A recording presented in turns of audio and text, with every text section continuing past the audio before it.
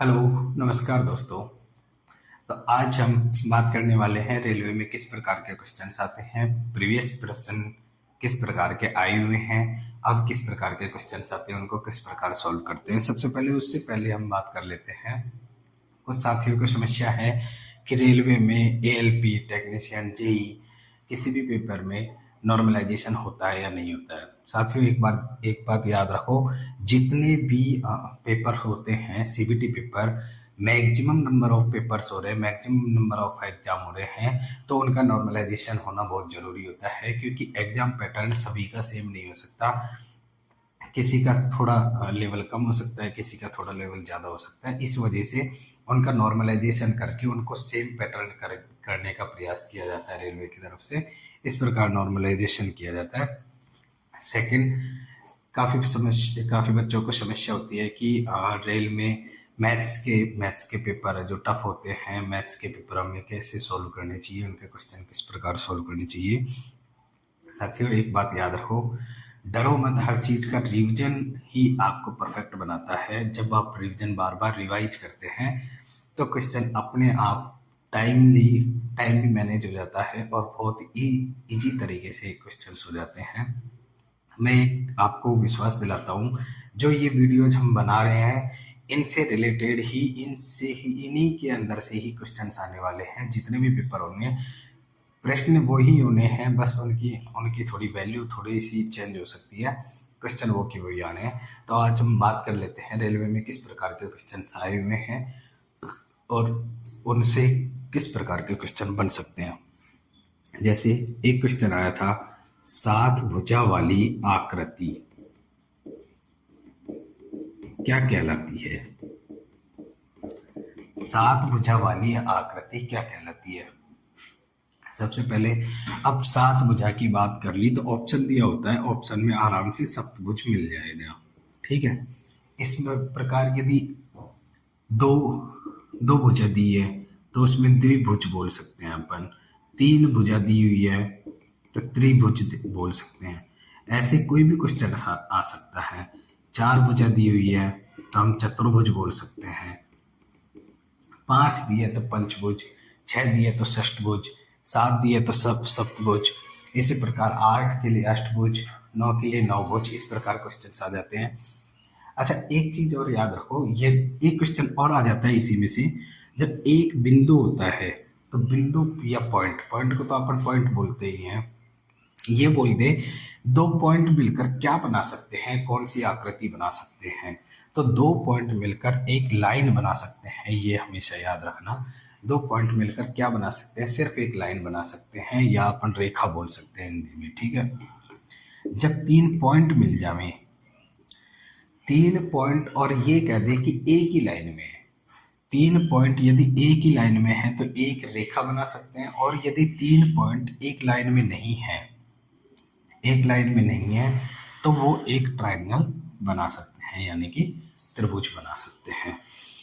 इन चीजों को याद रखना। इस प्रकार के क्वेश्चन आ जाते हैं। अब चार, इसी प्रकार यदि चार पॉइंट हो तो चतुर्भुज बना सकते हैं, पांच पॉइंट हो तो पंचभुज बना सकते हैं। ठीक है, नेक्स्ट देखते हैं अपन, नेक्स्ट क्या दिया हुआ है। बस क्वेश्चन को पढ़ो और पढ़ने के हिसाब से उनको सॉल्व करना है। सेकंड दिया है कि कोई समकोण त्रिभुज है, समकोण त्रिभुज है के बराबर के बराबर क्षेत्र का माप, बराबर क्षेत्र का माप।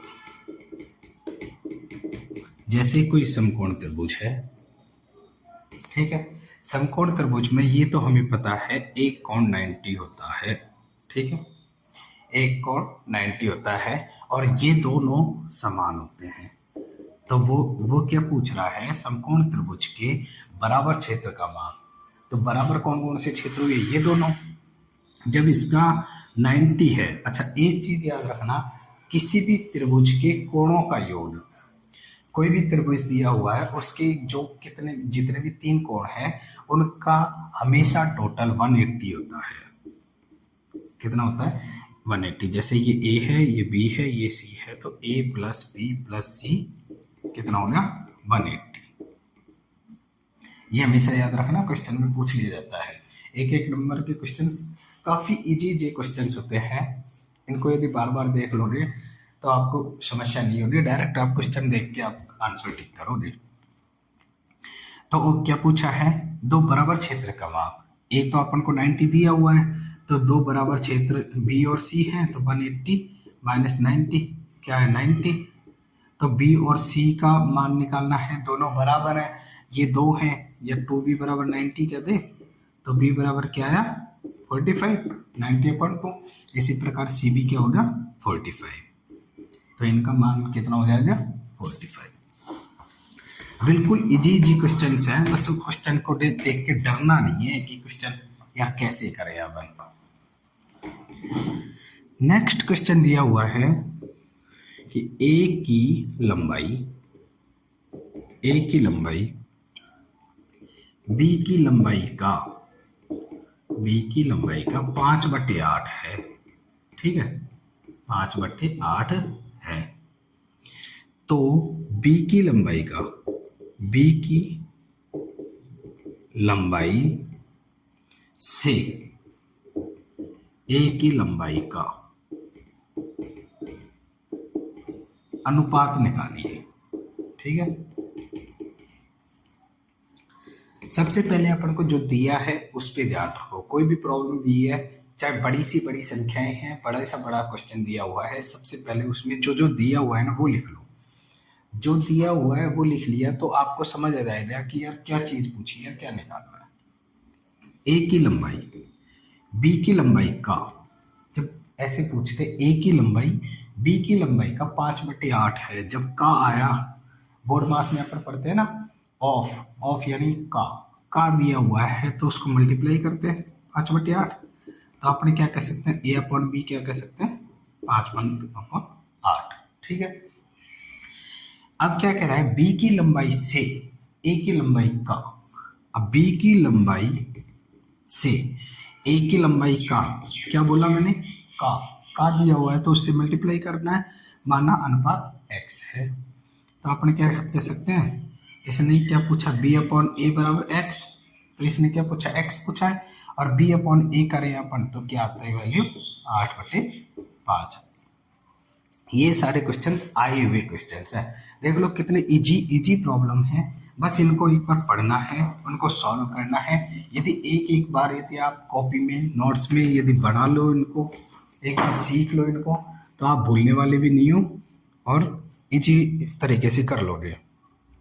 एक क्वेश्चन दिया हुआ है दो, और ये क्वेश्चंस आते ही हैं रिपीट हो के बार बार हर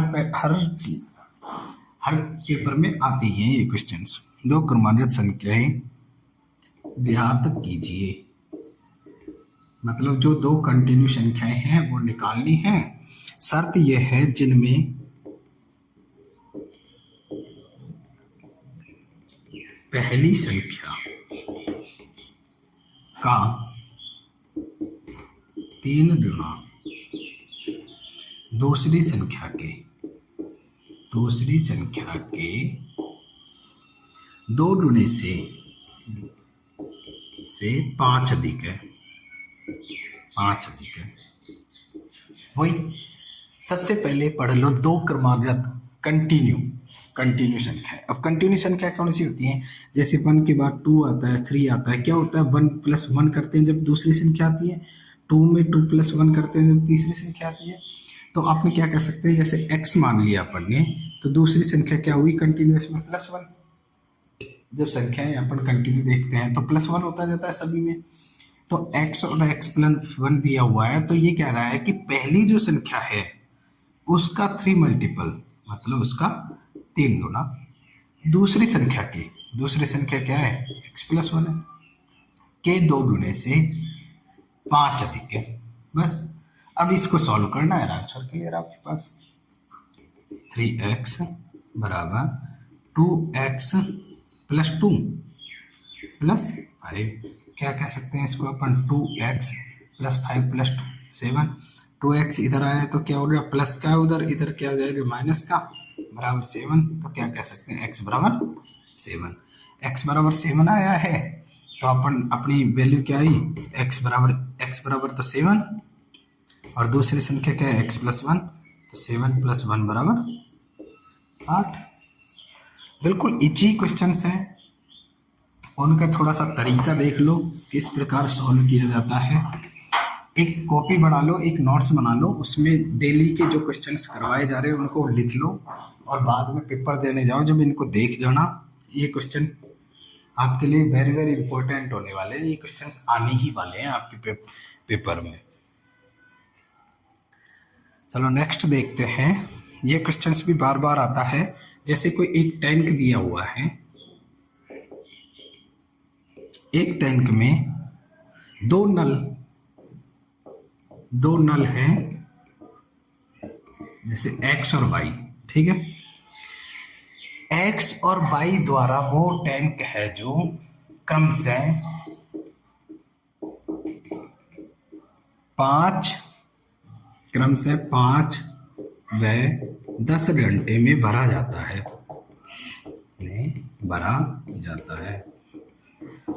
कोई टैंक है उसमें एक नल है वो x घंटे, एक नल तो 5 घंटे में भरता है, दूसरा नल है जो 10 घंटे में, मतलब अकेला सेपरेटली चलाया जाता है। तो एक नल 5 घंटे में भरता है, एक 10 घंटे में। कह रहे हैं उसमें एक नल और है जेड, जो क्या है कि टैंक को खाली करने का काम करता है और वो 20 घंटे में उसको खाली करता है।